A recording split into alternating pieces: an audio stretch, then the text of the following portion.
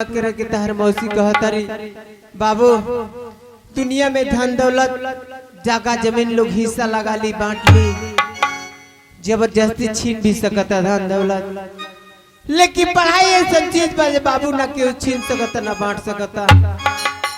अगर पढ़ लिखी कोनो अच्छा इंसान हो जाए तो लोग के बाबूजी के सपना पूरा हो जाए हमरो गरीबी दूर हो जाए बाबू। ठीक बा भाई जब कहत रहो तो जाए हम तार बात कैसे काट सकत है भाई।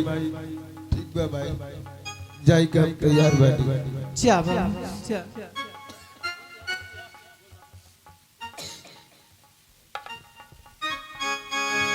मेहनत का के कितने रुपया कमाईबा हचरा के सुख बबुआ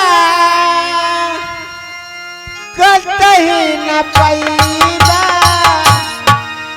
सपना न होई कब पूरा ये बाबुआ मई बिना जिंदगी अधूरा ये बाबुआ मई बिना जिंदगी अधूरा। मेहनत को कितनो रुपया कमाईबा अचरा के सुख बबुआ कतही न पाईबा सपना न होई तुहर पूरा ए बबुआ मई बिना दुनिया पूरा ए बबुआ मई बिना जिंदगी अधूरा। ममता के आंचल में तुहरा के पलनी तेल गरमाई तुहरा दहिया के पलनी। ममता के आंचल में तुहरा के पलनी तेल गरमाई तुहरा दहिया के पलनी। अपने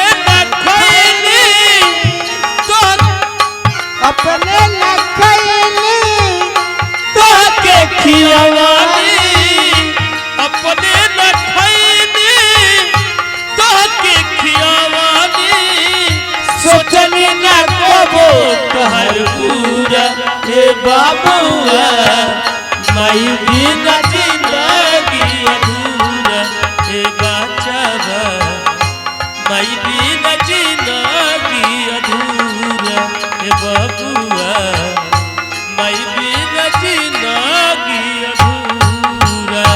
बबुआ जी कहाँ छोड़ के चल गए बाबू कहाँ चल गए आसू।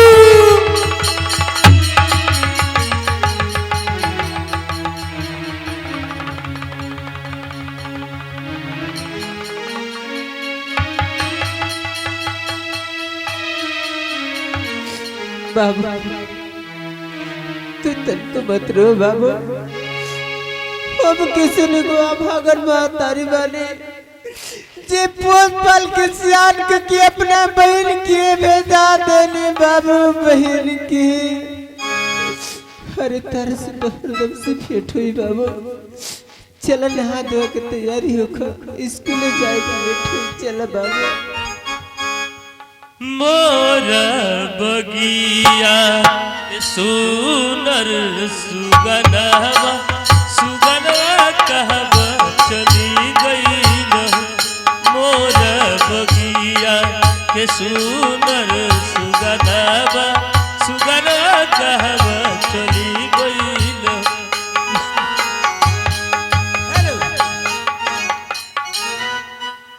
हमरा बुझाता जाए स्कूलवा बोन बका ओही बेरा के आइल बानी केहू नहीं खे आई ना मास्टर साहब आईनी। अच्छा देखो तनी 2 मिनट आइलो तो आइलो ना तो चलियो जाए हम। बाबू रे स्कूल आज बंद नहीं खे आज सोमवार स्कूल चालू बा। स्कूल चालू बा चालू बा ए मर्द तू नहीं तो केहू आइलो नहीं खेनु अरे अबे लकड़ा लकड़ी पहुंची है से टेंशन मत ले हैं अबे सब केहू पहुंची हो जा हां देखबो ओई पर के आइल बानी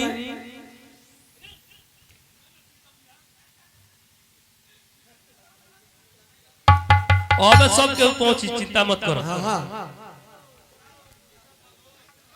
अरे सुननी की ससुरा में अरे सैया माल मालबा हमारा सैया के सूरतिया है मालिनी सैया के सूरतिया है मालिनी के गालबा सुननी की ससुरा में सैया माल मालबा सुननी की ससुरा सैया माल मालबा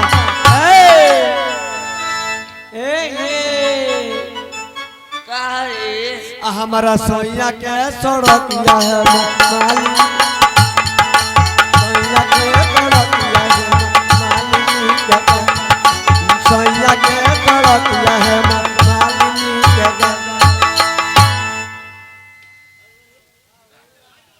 करे रे अम्मार साहब रे मार साहब आओ तनी हाँ का हम कहीं ओखिया खोल देबो मार के भोट सोच लियो दिमाग चकला लूटा रे मार साहब एक बार ना आए को तंदूरी लगी मार साहब आए तो कह दिया कि मोहन चुतिया नहीं के आई काय का कोई मोहन चुटी आई रहो वो सुबह 6 बजे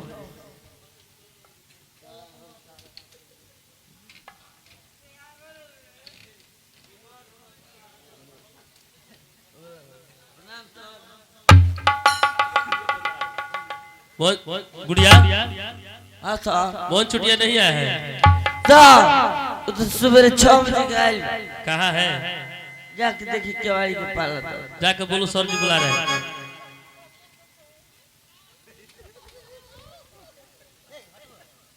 रे मोच रे ए और हनिया रे माछा बुलाओ तो बनिए अरे कौन मुंह ने बजाई रे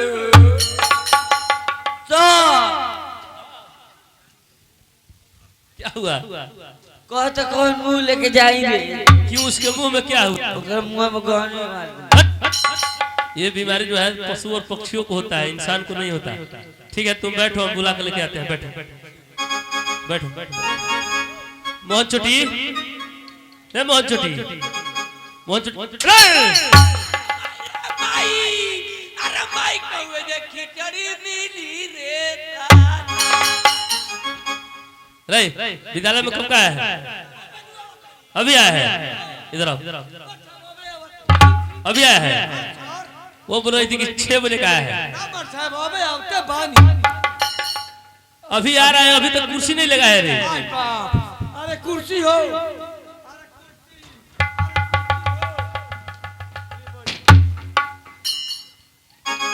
रे भाई रे कुर्सी ऐसे लगता है रे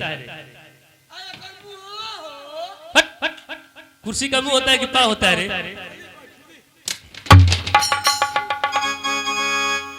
इतने दिन से स्कूल में पढ़ाई करता है इसको ये भी पता नहीं कि स्कूल में कुर्सी कैसे लगाया जाता है गुड़िया कुर्सी कैसे लगाया जाता है इसको बताओ ए मोच तोरा कुर्सी लगा जो ना आवेला हम लगा दी आई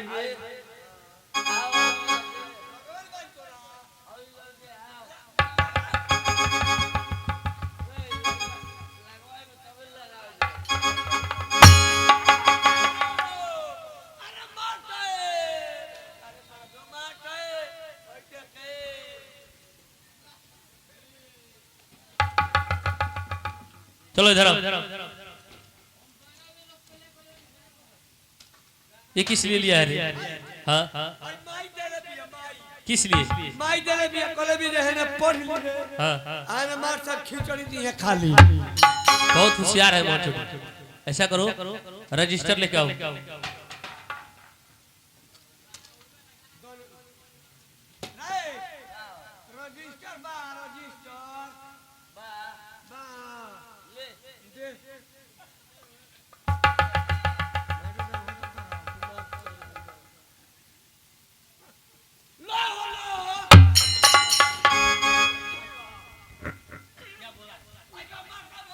क्या बोला है मोहन चोटी? ठंडा लग रहा है ना? बोल रहा है कि लो हो लो भैंस चरा निकला है। क्या है? मार साहब हाँ हमरा बुझाई लगी मार साहब हम घर ही बानी। हाँ, चलो बैठो इधर। बैठो।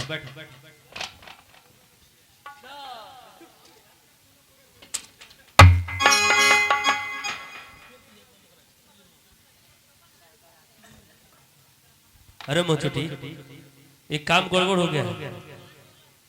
हम विद्यालय में इतना तेजी से चल दिए हैं, इतना तेजी से चल दिया है कि पेन जो है किसी दूसरे शॉट में छूट गया है। एक काम करो, किसी लड़का लड़की से मांग के लाओ ताकि हाजिरी बना दी। सरकार बुर्बक बा, सरकार बुर्बक ना रही तो हम मास्टर लोग 30,000 के तनख्वाह दी और 1.5 रुपए के कॉलम नहीं खेकी ना छूट नहीं जाता है। तनख्वाह तो ना छूटत हुई। लेकर आओ। मर्दे मारा रुक गेट्टे पर पहुंचत रहो। इतना बकवास कर रहा है, लेके आओ।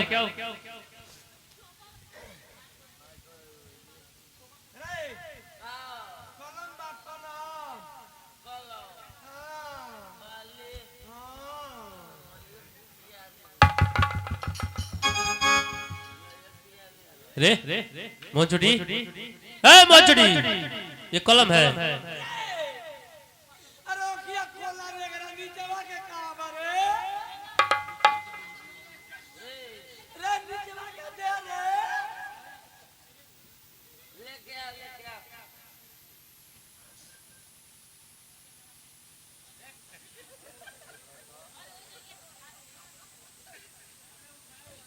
ए मोहच हज कलमिया पकड़ ले दोनों हाथ भर मुट्ठी किचकिचा अल्ली जाके मार साहब के धरा दे जो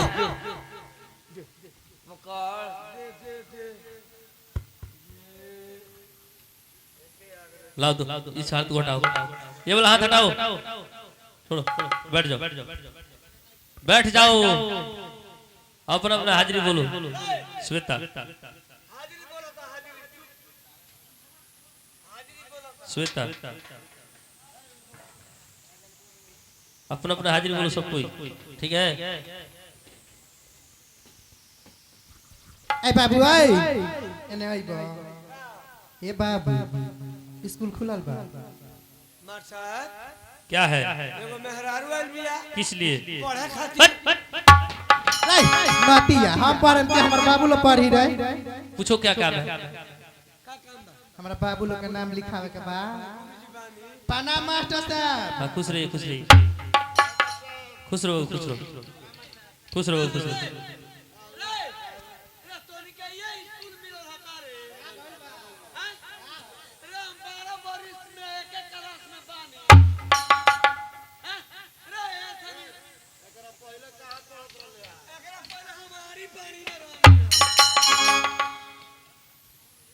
क्या बोल रहा है मोचो? कुछ बोल रहा है?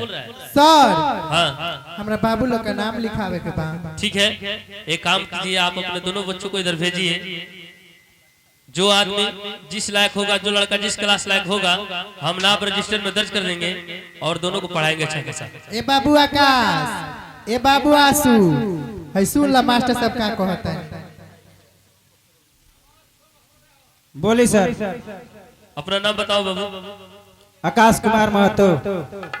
आकाश कुमार महतो। पिताजी का नाम? स्वर्गीय सोहन महतो।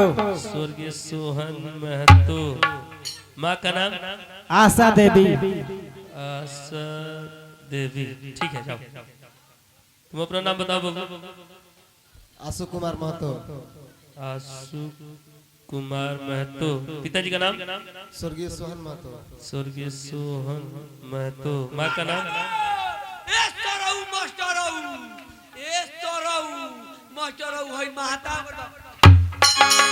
हम तुमको कितनी बार बोले हैं तो सर कह के बुलाया करो या तो मास्टर साहब कहो। अरे सरऊ मास्टर माता हो गई बस सरऊ। नहीं मानेगा।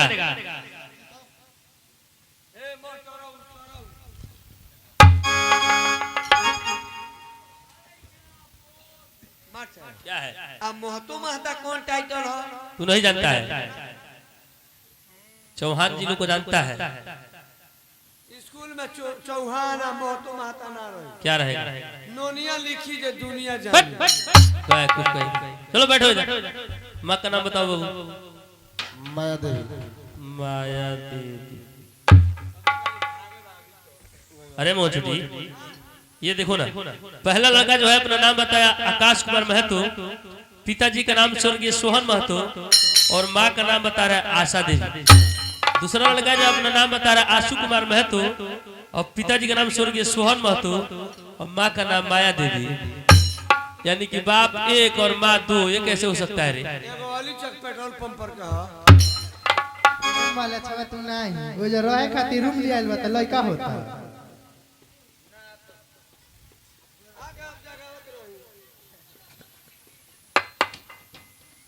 एक काम कीजिए, आप अपने दोनों बच्चों को समझा दीजिए, ठीक है? ये लोग किसी से झगड़ा वगड़ा नहीं करेगा, आराम से मिलना है कि दोनों आदमी पढ़ाई करेगा, शांति से किसी से झगड़ा वगड़ा नहीं करेगा। ठीक बा। ए बाबू आकाश, ए बाबू आशु, अब हम जाता नहीं घर, ठीक बा? स्कूल में मन लगा के पढ़ लिखल जाला, आ केहू से झगड़ा लड़ाई ना कोई जाला। जाई हां जाता नहीं। ए मौसी हमनी के झगड़ा तो केहू से ना करब। हाँ लेकिन जानते एगो बात कही, वो बानू हम कर लुट्ठा चितका बारा ओ बरा से उ मुंह बनवला बा, आज नहीं तो बड़ी मार मारा। कोरिया बारा तो कोरिया ना कही तो का कही? कोरिया बनी तो योरिया बनी, कोरिया बनी अपना घर बनी, काहे कोरिया कर?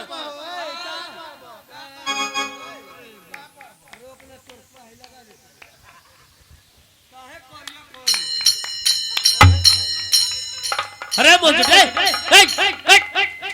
क्या रे? ये क्या बनाया है रे? नहीं बनेगा। ये क्या बनाया है रे? सर हाँ जल्दी नहीं स्कूल से मोचटी के नाम काट के स्कूल से बाहर कर दी, न तो सब लड़के सन के बिगाड़ के रखे दी। माचा क्या है? हमार नाम काट के स्कूल से बाहर निकाल दे। हाँ ना तो हेकरा के देख लो पागल आ जाए। मोहन छोटी, तू पागल हो या ना हो, मैं तो तुझको देख के जरूर पगला नहीं। ए माचा क्या है? अच्छा ये बताई हमरा देहिया क्या है ना? ये हमरा के मौका दिए सका देने का। हमरा देहिया क्या है ना मिलेला कि हम लेडीज हैं कि जेंट्स हैं? तुमको वहाँ मिलेगा। ऐसा करो, जब ये नाच खत्म हो जाता है ना, तो जो आर्गन बजा रहे हैं मास्टर साहब, उनके पास चले जाओ, वो बता देंगे तुम। अच्छा मार साहब एक और बात बताई। क्या? हमार जन्म भई तो थोड़िया बाजल हुई। थरिये ना भाजो ते भइले रू त हरिया बाजो। हम तोरे से पूछे गई नहीं हो। मोहन छोटी रे, बैठो इधर। आए बाबू बैठो।